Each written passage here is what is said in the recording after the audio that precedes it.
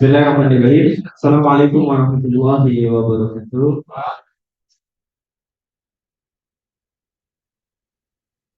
Alhamdulillahirabbil alamin wa bihi nasta'inu ala umuri dunya waddin. Wassalatu wassalamu ala asyrofil anbiya'i wal mursalin sayyidina Muhammadin wa ala alihi wa ashabihi ajmain.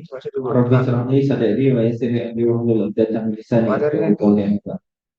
Membeli surga. Tapi sebelum saya bahas tema ini dengan sekalian, yuk kita coba hitung-hitung ini secara matematis. Sebenarnya Allah itu baik banget sama kita. Boleh dibantu Mas Cipri? Nah, ya. Dalam sebuah artikel dijelaskan sekali. Satu manusia menghirup udara itu kurang lebih 7 sampai 8 liter udara. Kemudian satu hari kurang lebih manusia itu membutuhkan 11.000 liter udara. Jadi kalau seandainya kita lihat 1 menitnya itu 7 sampai 8 liter, ya berarti dikalikan dengan jumlah menit dalam satu hari ketemunya kurang lebih 11.000 liter. 11.000 liter itu banyak apa sedikit? Banyak. Satu galon isinya berapa? 19 liter ya kalau nggak salah ya. Satu galon isinya 19 liter. Ini 11.000 liter. Setelah dikalkulasikan, ternyata udara itu kadarnya bermacam-macam. Ada oksigen, ada nitrogen, ya, ada karbon dioksida, ada karbon monoksida, dan banyak sekali. Kalau kita fokus kepada apa yang kita butuhkan untuk bernafas, salah satunya adalah oksigen. Kadarnya di udara itu kurang lebih 20%, karena kita hidup di daerah perkotaan. Ya, beda kalau seandainya kita hidup di desa, itu kadarnya lebih banyak. Ya, tempat-tempat seperti itu yang tidak terkontaminasi pabrik, asap kendaraan dan lain sebagainya, itu banyak kadar. Anggap 20% saja kita hidup di kota, ternyata udara yang kita hirup itu mengandung 20% oksigen. Bapak Ibu sekalian, teman-teman sekalian, kalau seandainya pergi ke rumah sakit ada yang pakai tabung gede itu isinya apa? Oksigen. Itu kalau seandainya kita lihat itu sebenarnya bayar apa gratis? Bayar ya, bayar teman-teman sekalian. Boleh dibantu lagi, Mas Rehan? Kalau 20% kita konversikan dalam satuan liter, di mana kebutuhan total satu hari adalah 11 liter udara, 20%-nya itu setara dengan 2.200 liter. Ini yang dibutuhkan oleh kita, satu orang manusia. Kemudian, kalau seandainya kita cek di harga oksigen, ya, yang beredaran di apotek-apotek, kita anggap rata-rata harganya 25.000 misalkan. Kan itu ada tabung yang biasanya oksikan, ya, yang biasanya dibawa oleh orang-orang yang sakit asma, ya. Anggap saja harganya 25.000 per liter. Berarti ketemunya satu hari itu kita harus mengeluarkan biaya sebanyak 55 juta. Jadi kadar oksigen dalam udara 20%.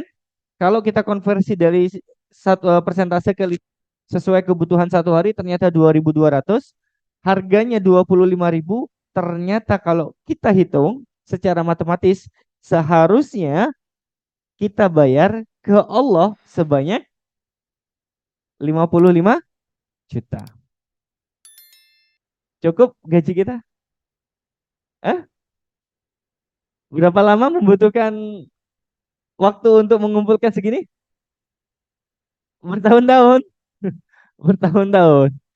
Mengumpulkan segini bertahun-tahun, ya. Kalau seandainya satu hari itu 55 juta, kita harus bayar sama Allah. Kalau Allah nagih ke kita misalkan, ya, total satu bulan dikalikan 30 hari, ketemunya sekitar 1,65 miliar. Itu yang harga yang harus kita bayar kepada siapa? Allah. Kalau Allah nagih, ya.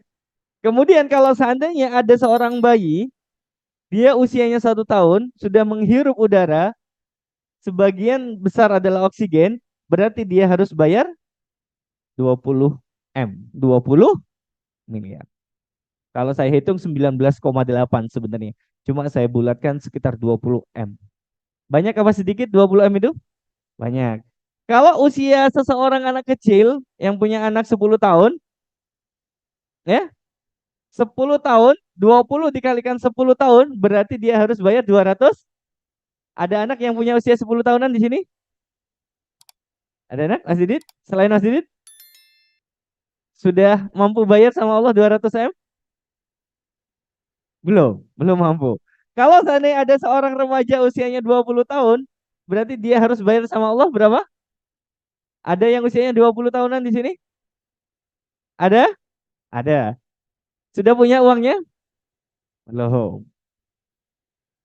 Kalau usianya di sini ada yang sudah mulai bapak-bapak 30 tahun, 600 M. Ada yang sudah usianya 30 tahunan? Uangnya sudah kumpul? Belum. Kalau ada seorang bapak-bapak lagi usianya 40 tahun, berapa dia? Kelipatan 200 M setiap 10 tahun. Berarti kalau usianya 50 tahun, berapa? 1 triliun. 1 triliun ya. Sekarang kita coba pikir teman-teman sekalian ya. Jadi saya menampilkan angka ini bisa jadi salah. Kenapa kok bisa salah Ustaz? Karena ini masih oksigen. Ini masih oksigen soalnya. Betul nggak? Ini masih nikmat yang Allah titipkan sama kita berupa oksigen. Ada nggak nikmat yang lain selain oksigen? Apa harga yang harus kita bayar sama Allah kalau Allah nagih kita? Ya. Banyak ternyata teman-teman sekalian. Dan ini Allahu Akbar. Kapan ya saya bisa mengembalikan nikmat itu kepada Allah nih? Itu kalau seandainya kita ngomong membeli surga, orang membeli nafas saja sama Allah nggak sanggup gitu. Nggak sanggup. Nah, ya, ini nikmat-nikmat Allah yang ini. Makanya ada sebuah catatan teman-teman sekalian, ya. Sebagai seorang mukmin, sebagai seorang muslim teman-teman sekalian, kita harus punya rasa syukur yang sangat luas sama Allah di dada kita. Di hati kita ini, kita itu punya rasa syukur yang harus sangat luas, lebar, dan banyak sekali. Terhadap apa? Nikmat-nikmat yang Allah berikan kepada kita. 800 M saja usia 40 tahun kita nggak sanggup bayar. Gitu, kelakuan kita ya juga masih jauh dari apa yang Allah inginkan. 800 M belum bisa bayar, teman-teman sekalian. Ya. Makanya Allah Subhanahu wa taala menyampaikan dalam Quran surat An-Nahl ayat 18, wa in ta'uddu nikmatallah la tuhsuha. Seandainya kita mencoba menghitung nikmat Allah, la tuhsuha. Tidak akan pernah sanggup untuk menghitungnya. Maka di awal ini teman-teman sekalian, saya ingin menyadarkan saya pribadi. Jangan sampai punya perasaan kabur, sombong dalam diri kita. Contohnya gimana Ustaz? Misalkan contoh, kalau perusahaan ini nggak ada saya, nggak akan jalan. Seakan-akan dia sendiri yang berperan, padahal Allah yang memberi dia kesehatan. Kalau dia sehat, dia bisa bekerja. Kalau dia sakit, nggak bisa bekerja. Ini salah satu bahwa Allah itu maha hebat, maha besar. Kita itu lemah, nggak ada apa-apanya teman-teman sekalian. Wa in ta'udu ni'matallah la tuhsuha. Nggak akan bisa sanggup menghitungnya teman-teman sekalian. Saya pekerjaannya di suara. Ketika Allah cabut nikmat suara yang ada di tenggorokan saya, 7 hari saya kelimpungan pekerjaan saya. Amanah saya kelimpungan. Kelimpungan semuanya. Nggak bisa ngapa-ngapain. Kenapa? Karena Allah cabut nikmat suara. Batuk berdarah. Dari situ saya ngomong. Dan saya baru ingat dalam hadis qudsi Allah Subhanahu wa taala dalam riwayat Imam At-Tirmizi menyampaikan jika Allah menghendaki kebaikan pada kita seorang hamba maka dia akan disiksa terlebih dahulu di dunia terhadap dosa-dosa yang dia lakukan. Tapi jika Allah menghendaki keburukan pada seorang hamba maka siksanya itu ditunda di yaumil akhir. Dan saya bersyukur ya Allah, 7 hari sakit, nggak bisa ngapa-ngapain, keluar sedikit kena kipas angin langsung muntah, muntah-muntah dan lain sebagainya. Allah cabut nikmatnya, enak makanan kalau dimakan, ternyata setelah makan keluar semuanya. Minum obat berkali-kali, beli antibiotik, beli ini, enggak sembuh-sembuh ya Allah. Jangan-jangan Allah sengaja.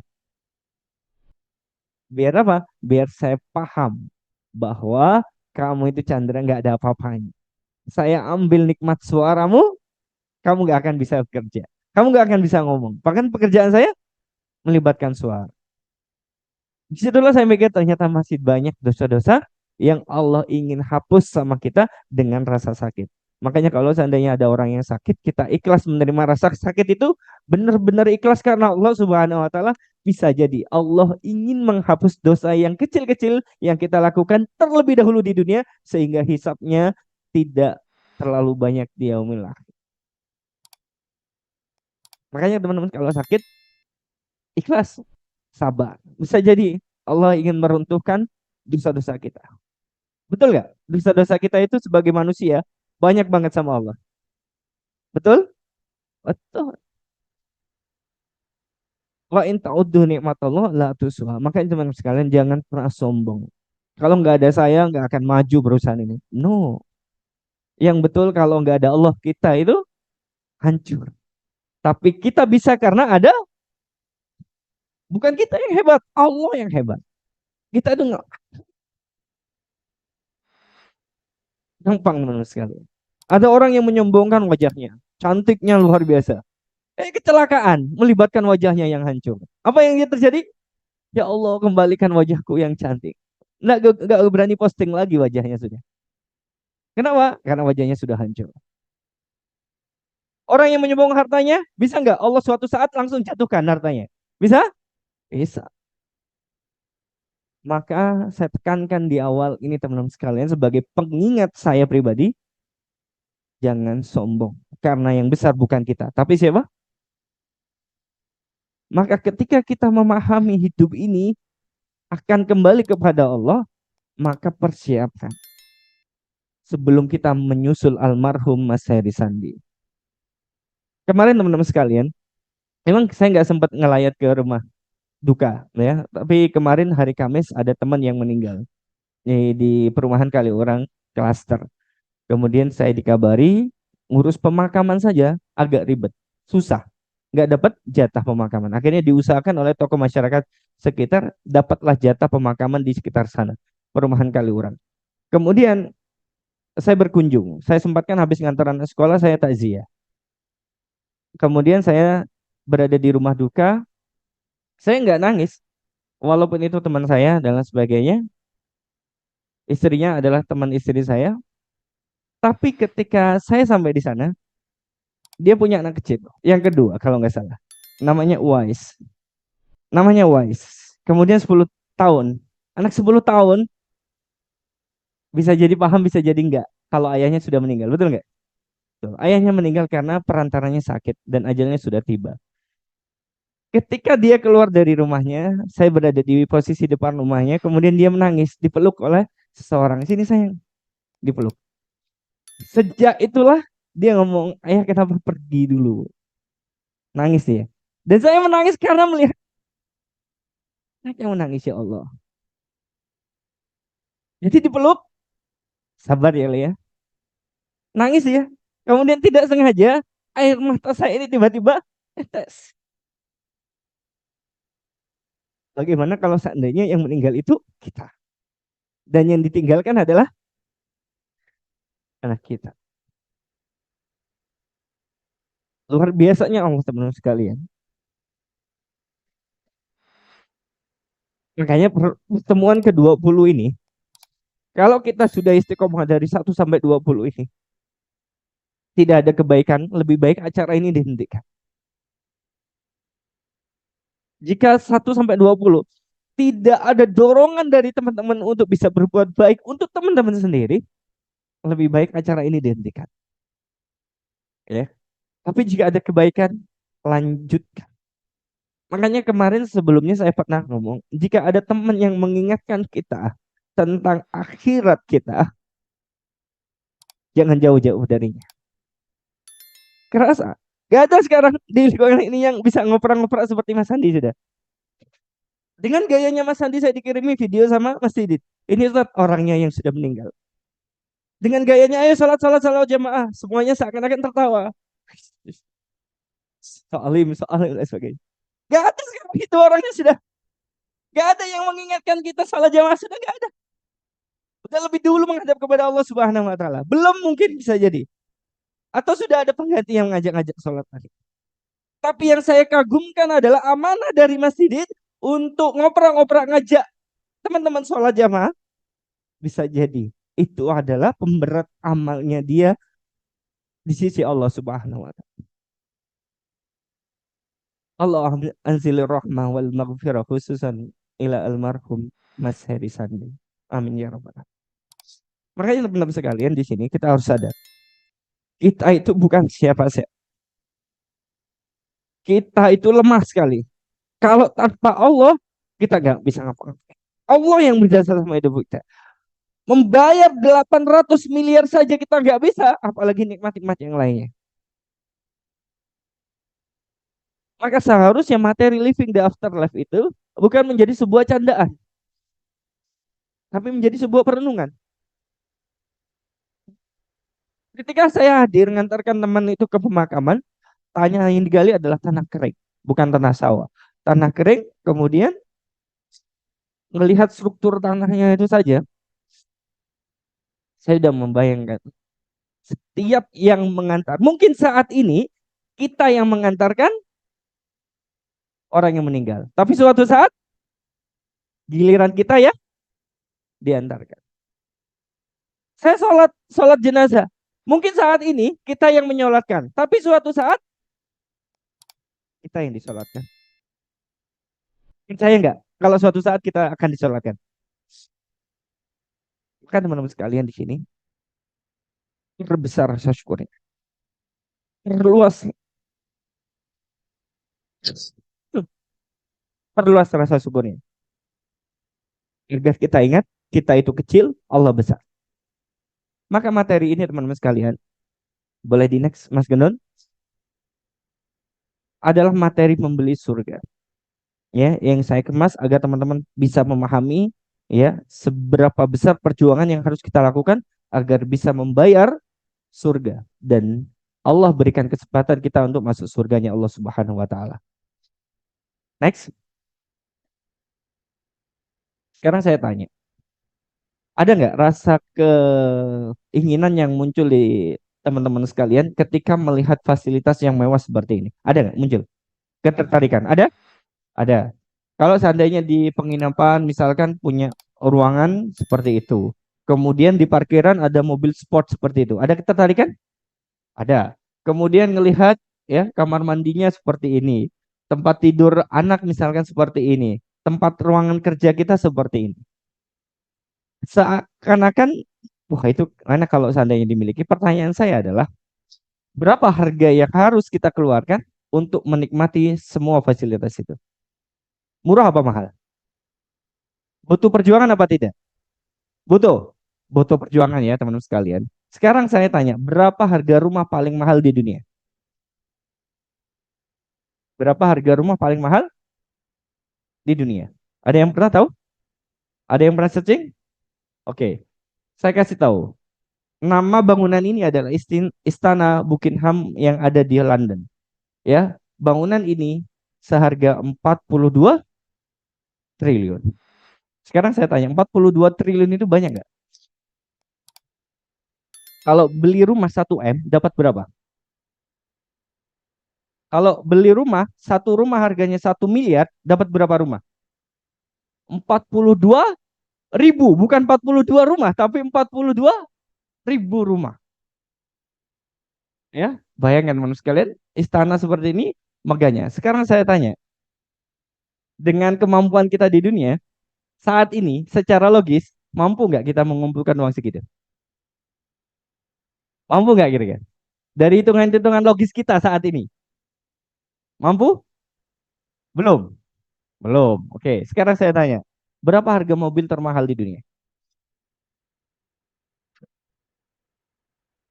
Ini ada yang tahu namanya apa? Ada yang suka mobil? Apa?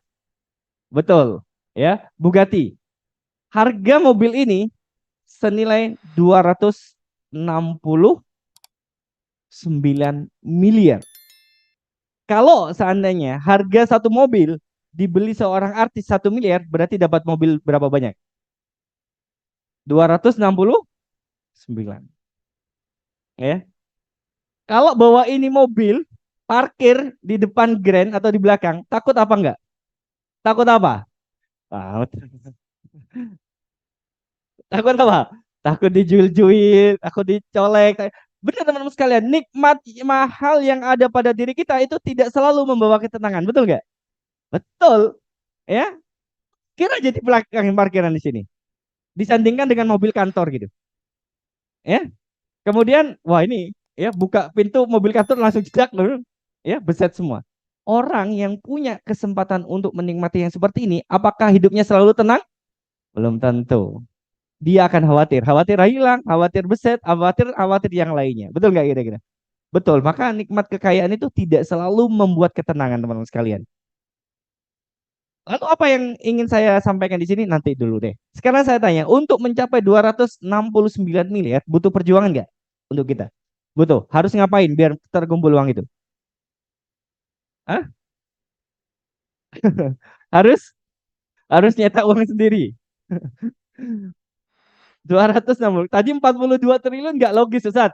Terlalu jauh. Ya udah, diturunkan. 269. Butuh berapa lama mengumpulkan uang ini? Bisa Ustaz, sehari tinggal tulis saja kan. Uangnya nggak ada gitu. Ya. Untuk harga segini saja kita masih belum sanggup. Oke, kita cek. Fasilitas kamar hotel. Semalam kalau di sekitaran Jember sini paling mahal berapa? Berapa?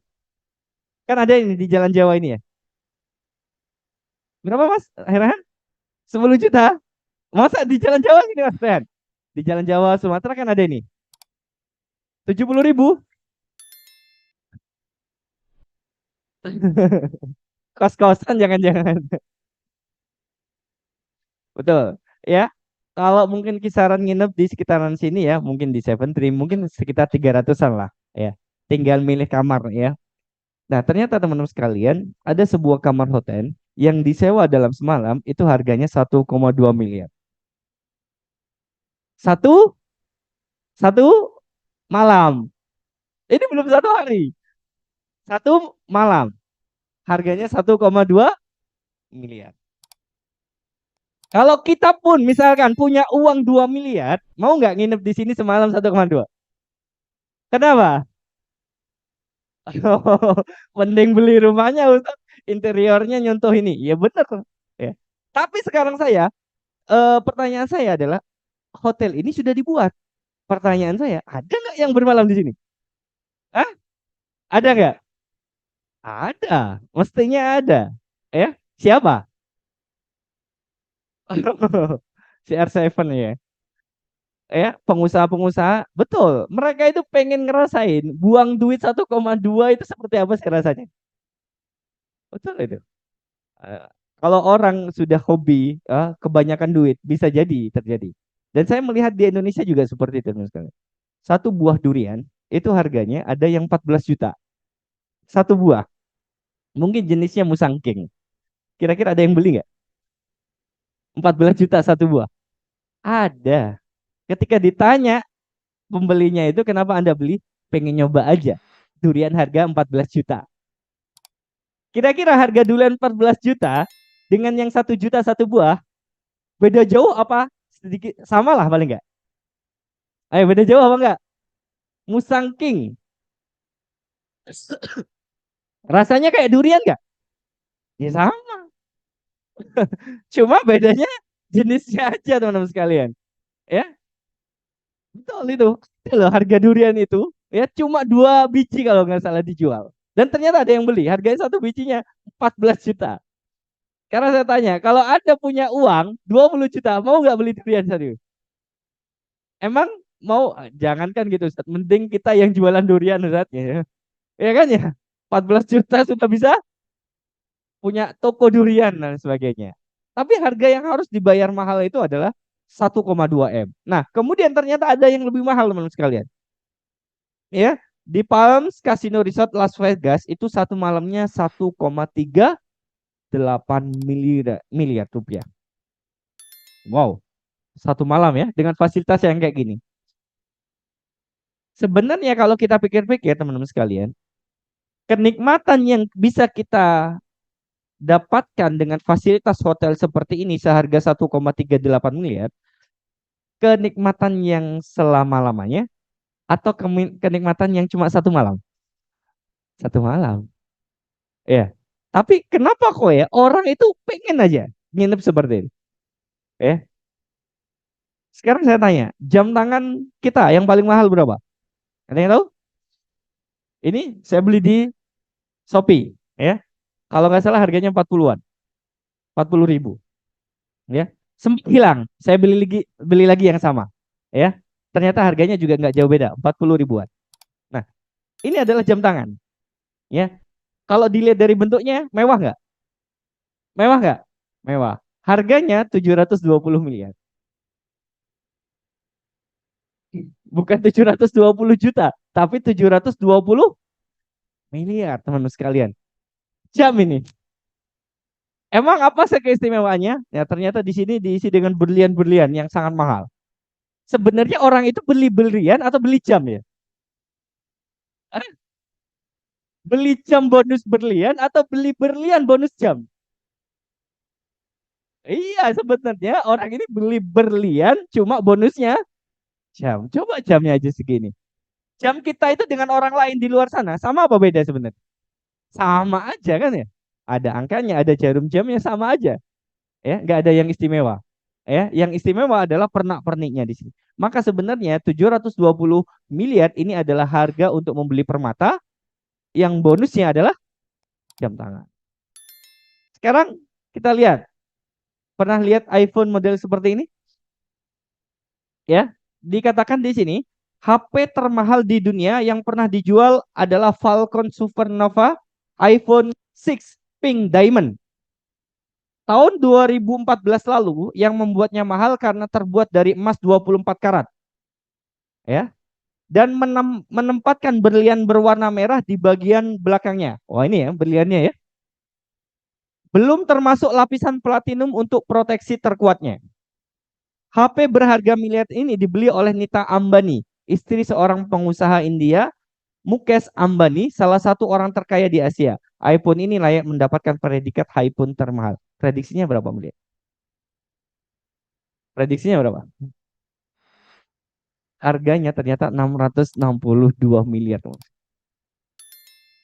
Karena ini sudah dibuat, ada yang beli nggak kira-kira? Ada, itu buktinya ada yang beli. Hotel itu dibuat megah, buktinya ada yang nempatin. Ya, iPhone semahal ini sebenarnya orang itu beli HP apa beli matanya? Matanya. Bonusnya, nah, ya. Apakah dalamnya ada kabelnya nggak kira-kira?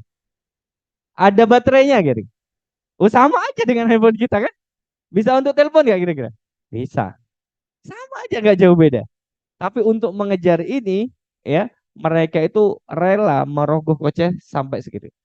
Teman-teman masih ingat ya pembahasan bahwa ternyata dalam hidup kita itu harus bisa membedakan antara kebutuhan dengan keinginan.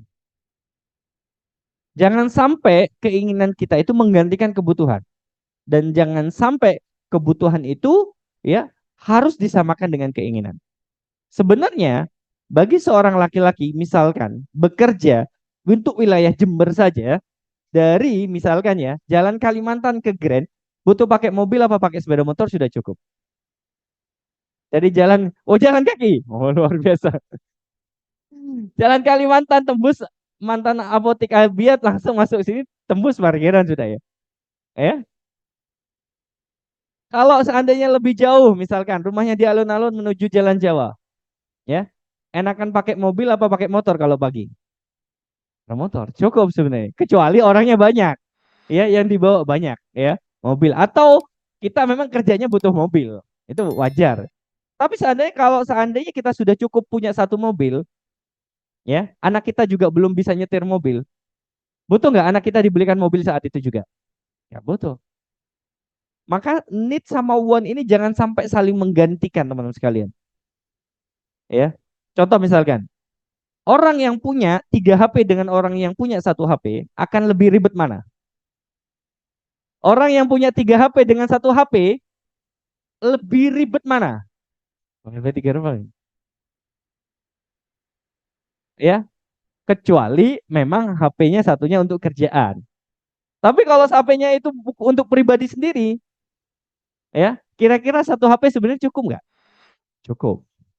Coba kalau saya 3 HP, satu untuk kerjaan, ya, satu untuk belanja, ya, untuk game, ya, belanja sendiri, kerjaan sendiri, game sendiri. Jadi kapan kita ngegame, kapan kita belanja, kapan kita untuk keperluan pribadi sendiri. Nah itu bingung nanti teman-teman sekalian.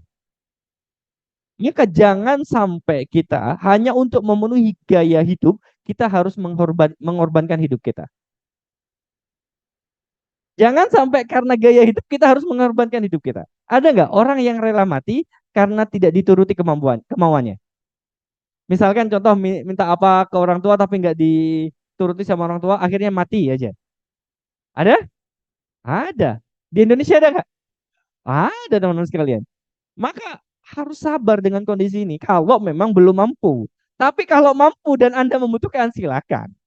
Untuk kerjaan Ustaz. Iya nggak apa-apa. Ya, nggak perlu pamer-pamer. Ada orang yang punya iPhone 14 mungkin ya. Karena sakunya itu dalam, ya, HP itu masuk semua, ya. Akhirnya untuk mengetahui orang lain itu punya handphone, ya, handphonenya itu diperlihatkan separuhnya. Kemudian bajunya diginikan. Kameranya ditunjukin 3. Ya, kameranya boba ya. Ditunjukin 3 gini mana. iPhone 14 ini misalkan nih. Sebenarnya orang yang punya iPhone yang sama, perilakunya kayak gitu kak apa enggak? Nggak, biasa aja ya. Biasa aja. Orang yang punya iPhone lebih mahal daripada dia biasa aja. Ini ya baru punya iPhone aja langsung pamer atau ditaruh saku sini sengaja ya. Dimunculin separuh di sini ya. Kemudian ditunjukkan 3 bobanya itu. Ya. iPhone ya.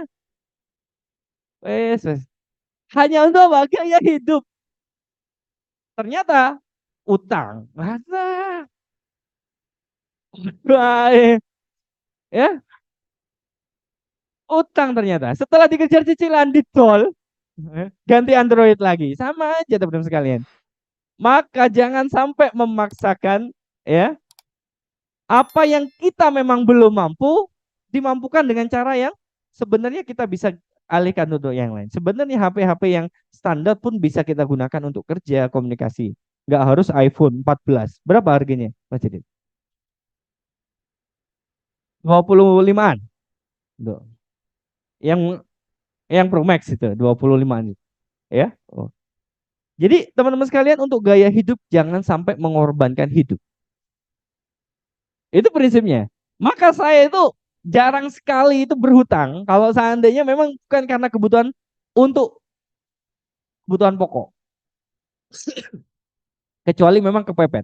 Jadi saya itu menghindari utang. Karena apa? Karena takut utangnya dibawa hati.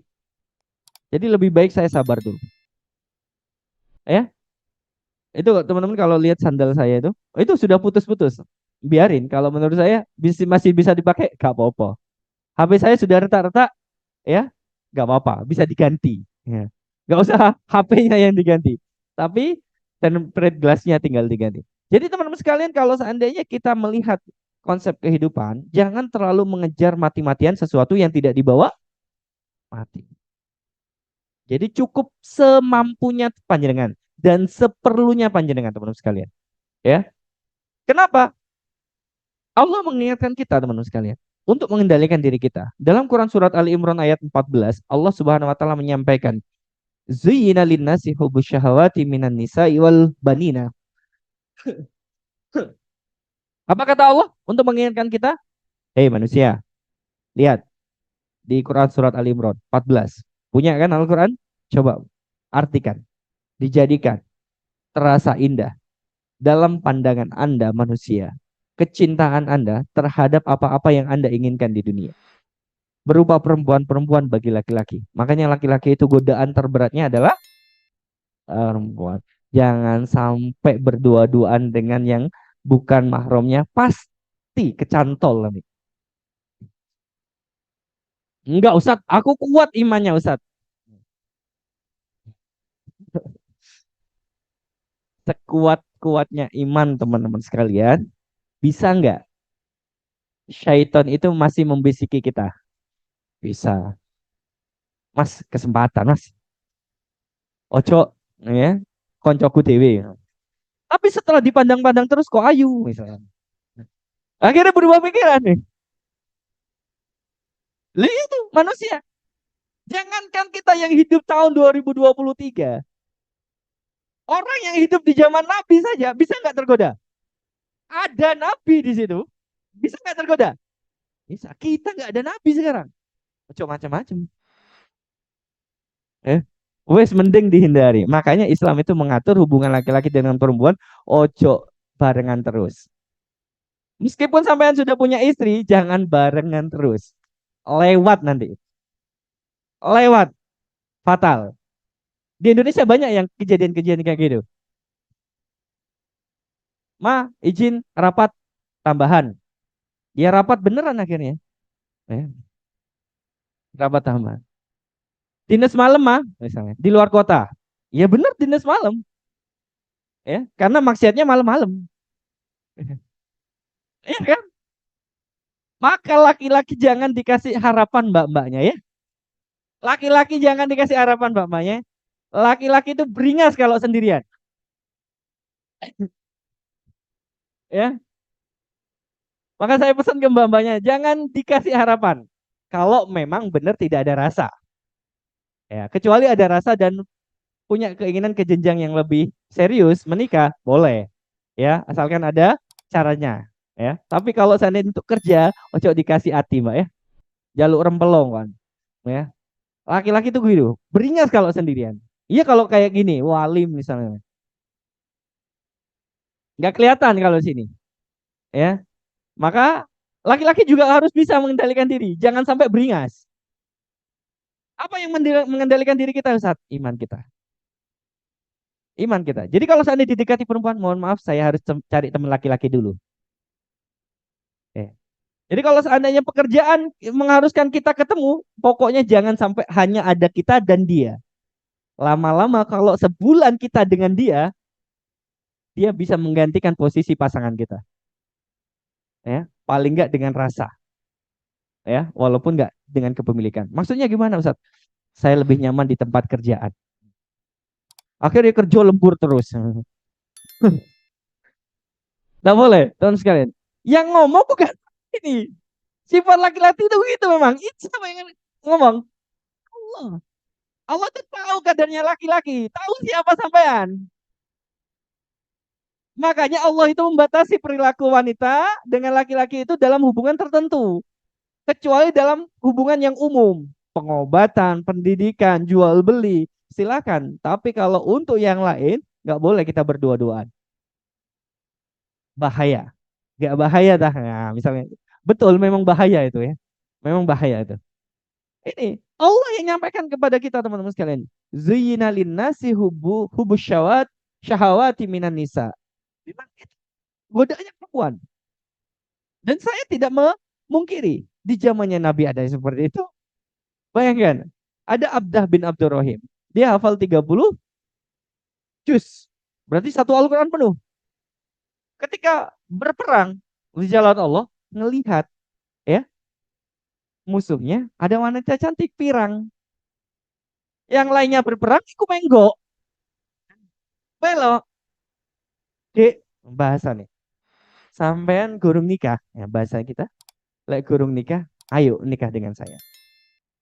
Ya, apa kata perempuannya? Gas, ya. Bahasa kita. Tapi ada syaratnya, Mas. Sampean harus keluar dari agama Islam, ikut agama saya. Keluar nggak laki-lakinya?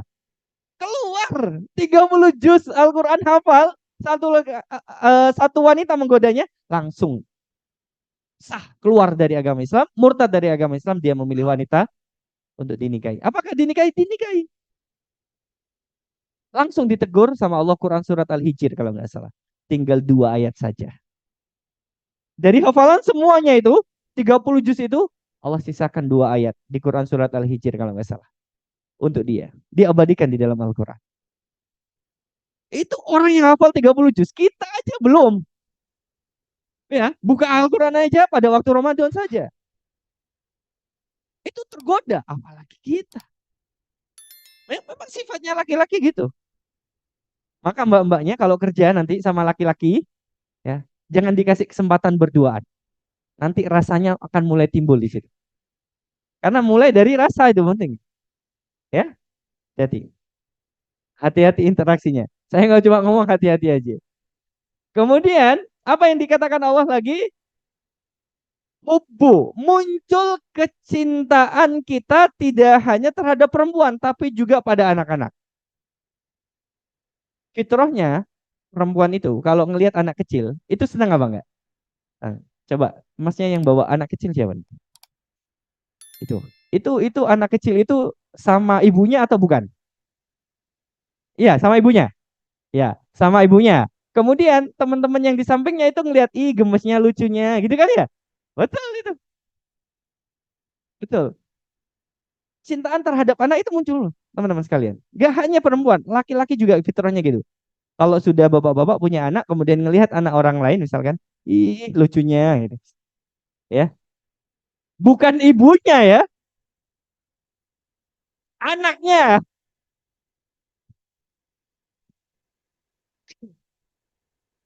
Nanti dibuat konten ya. Ayahnya melengos, ibunya yang dipegang-pegang. Nggak boleh kayak gitu teman sekalian ya.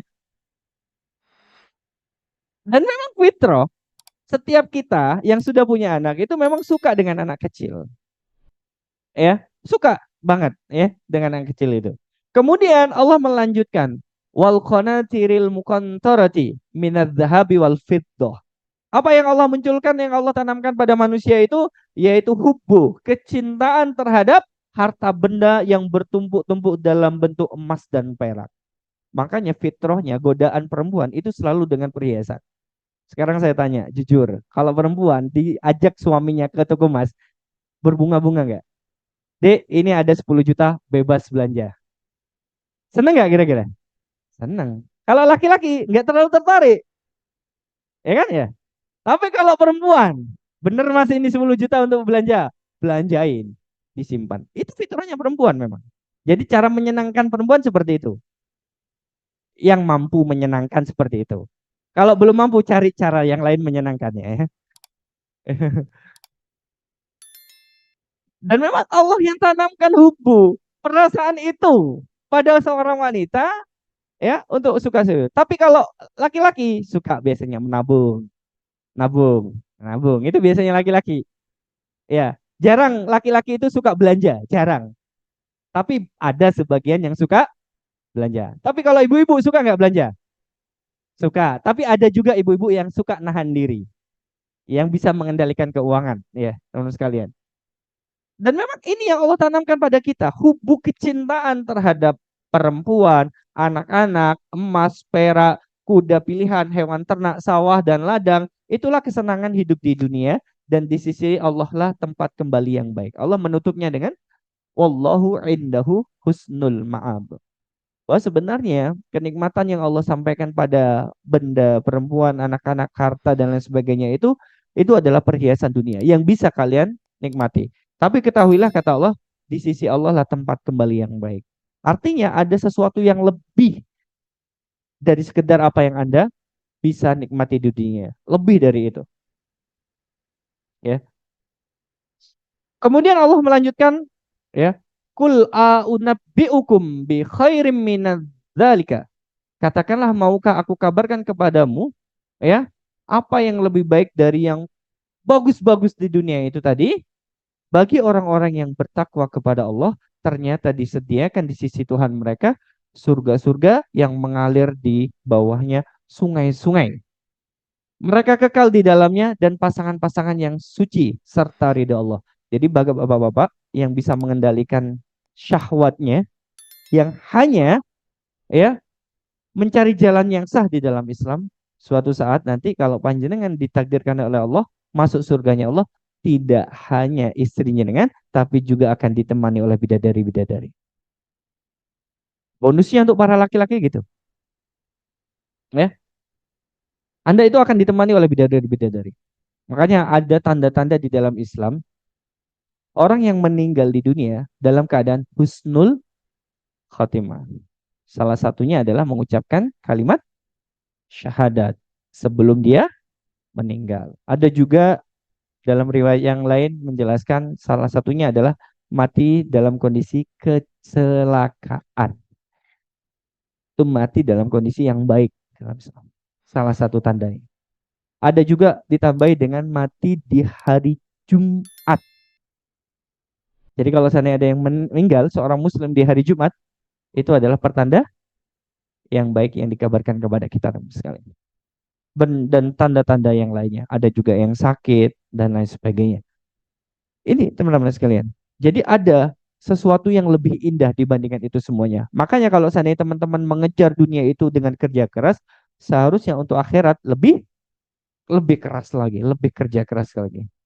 Makanya Allah Subhanahu wa taala ngasih kesempatan melalui lisan Nabi Shallallahu alaihi wasallam dalam hadis riwayat Imam Bukhari. Nabi Shallallahu alaihi wasallam mengatakan kullu ummati yadkhulul jannah. Maka beruntung orang-orang yang menisbatkan dirinya sebagai seorang muslim dan menjadi umat Nabi Shallallahu alaihi wasallam. Kenapa? Kata Nabi Shallallahu alaihi wasallam menyampaikan, semua yang menjadi umatku itu akan masuk surga. Illa man aba, kecuali yang memang nggak mau masuk surga. Qalu ya Rasulullah, kemudian ada seseorang yang tanya kepada Nabi, ya Rasulullah, siapa yang nggak mau masuk surga itu? Waman ya'ba, qala man ata'ani dakhalal jannah, waman asani faqad aba. Apa kata Nabi? Barang siapa yang menaatiku, mengikuti syariatku, menjadi followerku, menjadi subscriberku dalam tanda petik. Ya, semua karakter-karakter yang ada pada diriku dicontoh. Berusaha untuk dicontoh walaupun nggak sama 100%. Ketika saya sampaikan kebenaran dia ikut. Ketika saya berikan larangan dia menolak. Ya, dia menghindari larangan itu. Maka kata Rasul Shallallahu Alaihi Wasallam, orang-orang yang seperti itu akan masuk surga. Dan siapa saja yang bermaksiat kepadaku sudah dikasih jalan yang benar ini, tapi dia nggak mau, dikasih yang salah malah melakukan, maka dia adalah orang yang enggan mau masuk surga. Ini Nabi sayang sama kita, beneran teman-teman sekalian. Maka untuk mencari surga, dalam tanda petik membeli surga, wasari'u ila maghfiratin min rabbikum wa jannatin arduha samawati wal ard uiddat lil muttaqin. Apa kata Allah Subhanahu wa taala? Wasari'u. Yuk bersegera. Antrianmu semakin lama sudah semakin maju. Suatu saat Allah nggak ngasih tahu kapan kita dipanggil, tapi antrianmu akan semakin maju. Dengan berkurangnya manusia berarti antrian kita itu juga semakin maju. Bersegeralah Anda menghadap kepada Allah untuk mencari ampunan terhadap dosa-dosa Anda dari Tuhanmu dan mendapatkan surga yang luasnya seluas langit dan bumi yang disediakan bagi orang-orang yang bertakwa. Khusus untuk orang-orang yang bertakwa kepada Allah Subhanahu wa taala. Serius segera. Ya. Dan surga ini perkara goib teman-teman sekalian. Makanya teman-teman sekalian, kalau kita pernah singgung ya, sholat subuh itu lebih sedikit atau lebih banyak dibandingkan sholat maghrib di masjid. Lebih sedikit atau lebih banyak? Sekarang misalkan Mas Didit, barang siapa yang sampai di kantor jam 7 tet hari Jumat, saya dikasih uang 50.000. Sekarang saya tanya, banyak nggak karyawan yang datang sebelum jam 7? Eh? Banyak nggak Iren? Mau ngapain? Iya, uangnya. Itu di kantor. Ya, di kantor. Coba di masjid. Barang siapa yang sholat subuh, maka akan mendapatkan kuota paket data setiap bulan gratis selama 1 tahun. Banyak nggak yang datang? Banyak. Atau ibu-ibu, barang siapa yang datang sholat subuh berjamaah di sini, maka uang belanjanya ditanggung masjid. Ibu-ibu sebelum subuh datang nggak? Datang. Nggak hanya sholat subuh, sholat tahajud, baca Quran, ya. suaminya tidur dibangunin, ya. Semuanya diajak kayak itu. Untuk harga sesuatu yang nyata, manusia itu berbondong-bondong. Tapi kalau untuk perkara yang goib, surga kan gak ketok datang. Ya kan? Gak ketok datang. Tapi percayalah teman-teman sekalian, justru yang gak kelihatan itu yang menyeleksi. Betul nggak kira-kira? Betul. Yang gak kelihatan itu tiba-tiba ngasih rezeki sama Allah. Dikasih rezeki sama Allah. Justru itu seleksi memang. Makanya enak kalau seandainya sesuatu yang dilakukan berupa hal yang baik dibalas langsung, itu enak memang. Maka saya yakin banyak orang baik di dunia ini, betul nggak? Betul.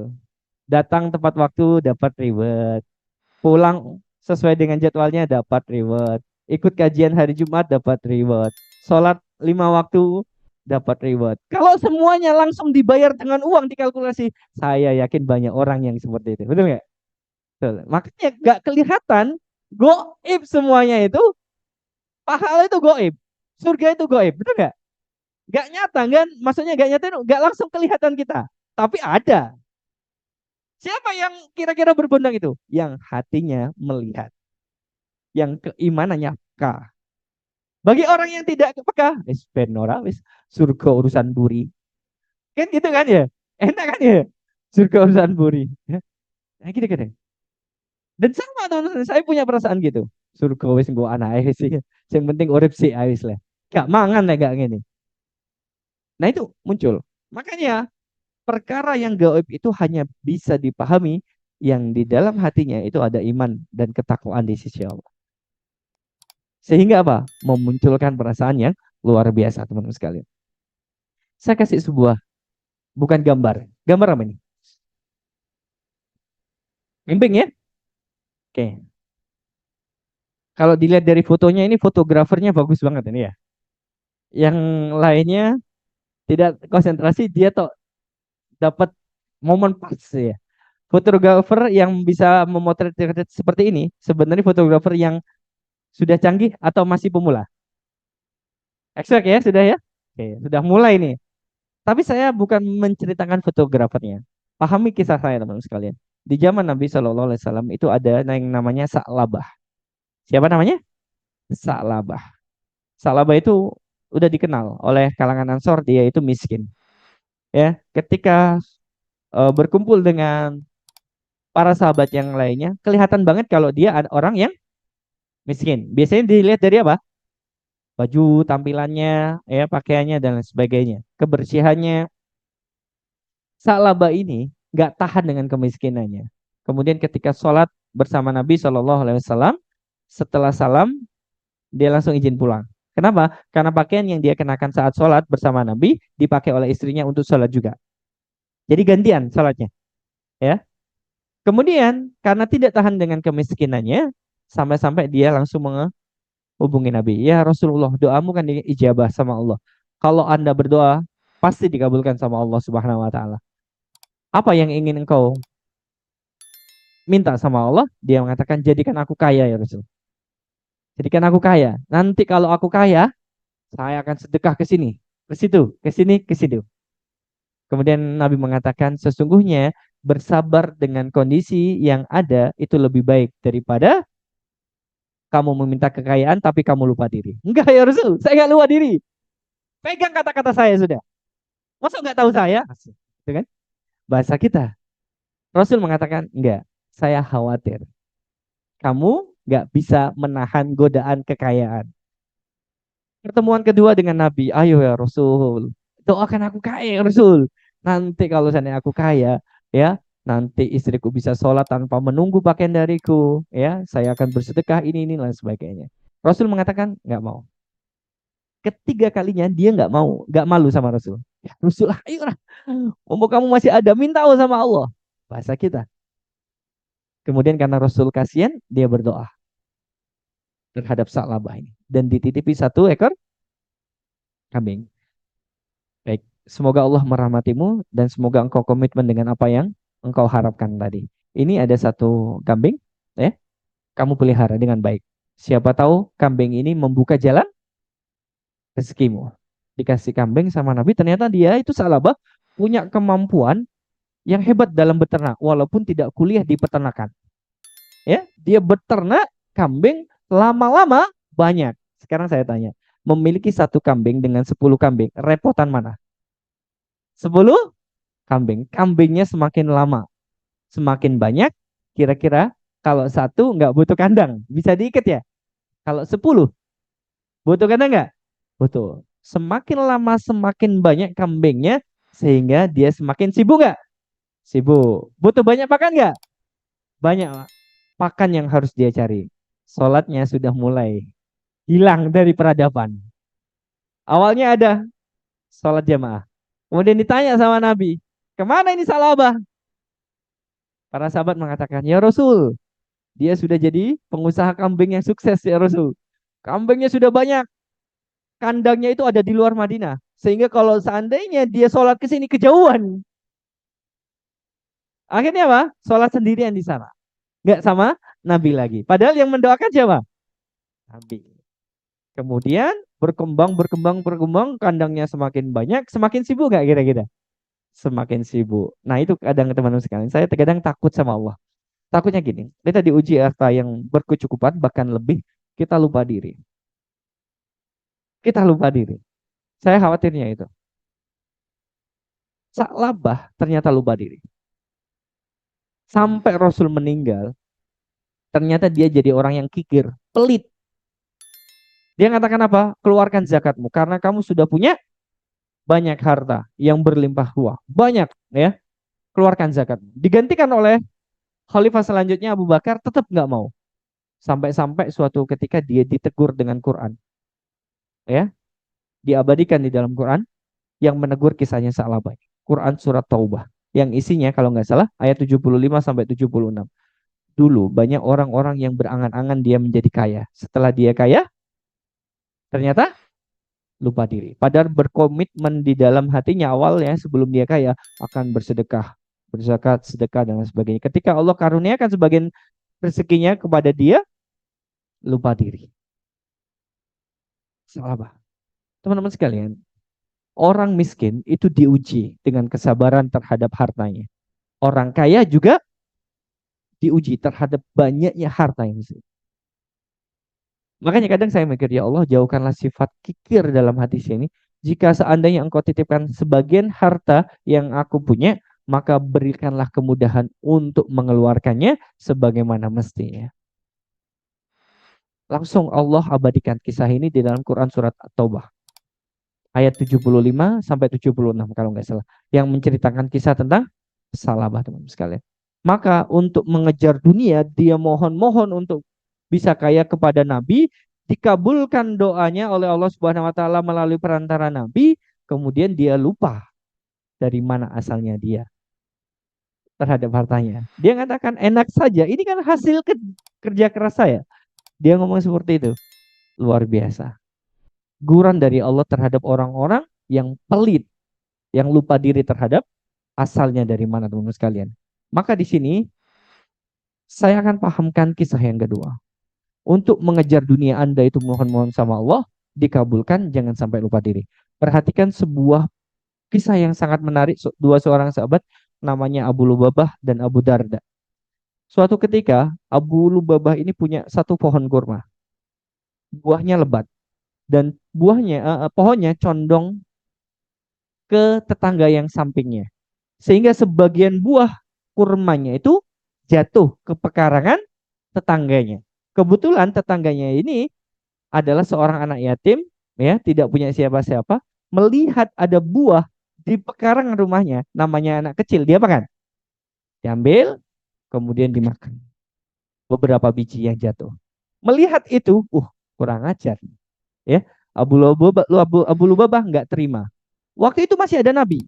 Dia datang kepada Nabi, ya Nabi, ketahuilah tetanggaku sudah memakan buah kurma tanpa izin dariku.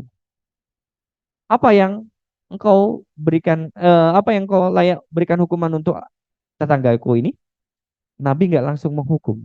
Nabi tanya, siapa tetanggamu? Dia anak yatim piatu ya, Nabi.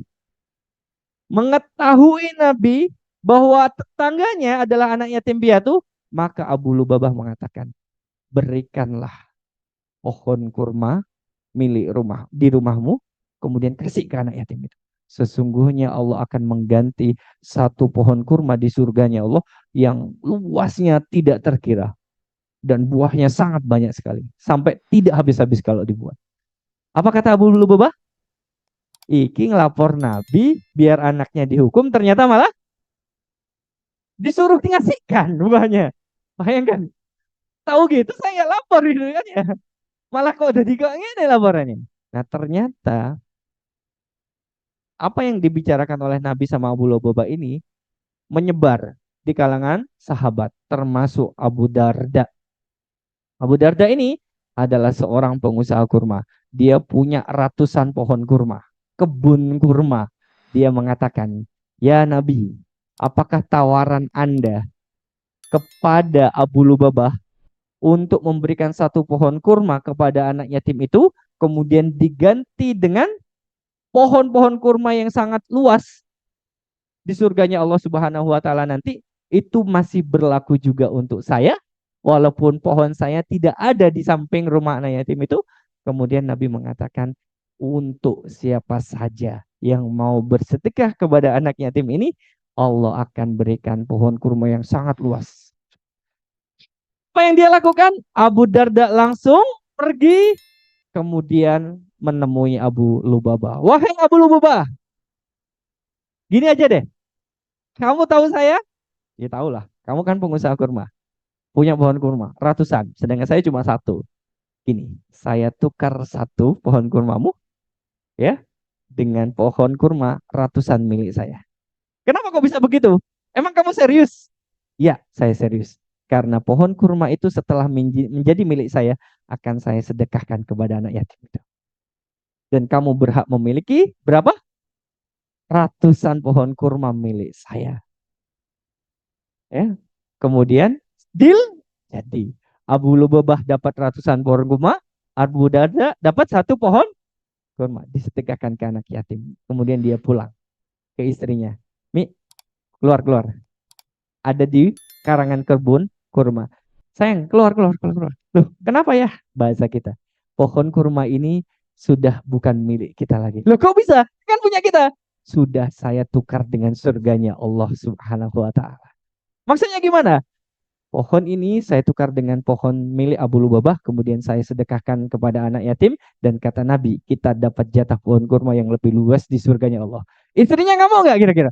Masya Allah, Bi, kalau seandainya aku di posisi Abi, aku akan melakukan seperti itu juga. Bukan ngamuk-ngamuk, ya, yang bucu nih. Bukan ngamuk, oh ini kurang ajar misalnya.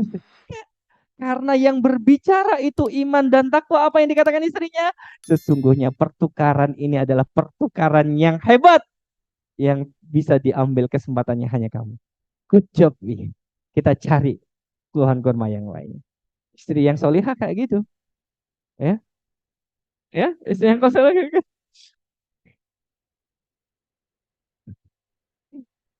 Luar biasa. Ini siapa ya teman-teman sekalian? Orang yang menangkap peluang untuk membeli surga dengan cara apapun, ia lakukan. Kita punya apa yang bisa membanggakan, yang bisa memberikan kita keselamatan di akhirat? Punya apa kita? Silakan pertukarkan dengan apa yang menjadi sesuatu yang lain. Innallaha astara minal mu'minina anfusahum bi'anna lahumul jannah. Allah kasih tempat dan teman-teman sekalian untuk menukar sesuatu yang kita punya dengan jannahnya Allah Subhanahu wa taala. Maka di akhir pahami teman-teman sekalian, quality of result, kualitas dari hasil itu ditentukan oleh kualitas dari decision, keputusan yang dia ambil. Sekarang saya tanya, keputusan Abu Darda menukar ratusan dengan satu, benar apa enggak? Benar. Kenapa? Karena dia mengejar surga, dan quality of action itu, quality of result itu bergantung dari quality of action, quality of action bergantung dari quality of decisions, dan quality decision itu bergantung dari quality of question.